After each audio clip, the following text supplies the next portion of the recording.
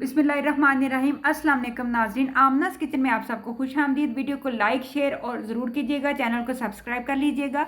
आज मैं आपको थर्मोस्टेट के बारे में थोड़ा सा समझाऊंगी कि थर्मोस्टेट क्या होता है। थर्मोस्टेट बोलते हैं नीचे वाले बर्नल को, जो कुकिंग रेंज के नीचे वाला जो एरिया होता है ना, जिससे हम बेकिंग करते हैं, उसका जो बटन होता है वो इधर होता है। और उसकी जो देखेंगे साइडों पे 100, 150, 200 to 250 लार्ज, मतलब लास्ट इसका ऑप्शन होता है। और आप ये मीडियम साइज़ का कुकिंग रेंज है जिसके ऊपर 3 फ्लेम है।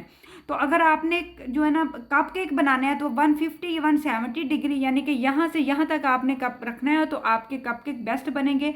30 मिनट्स पहले खाली कुकिंग रेंज को प्री हीट करना है। और अगर आपने इसमें बाकी पिज़्ज़ा कप रोल और बड़ी चीज़ें आइटम करने हैं तो फिर आपने 250 डिग्री पे इसको पहले बेक करना है।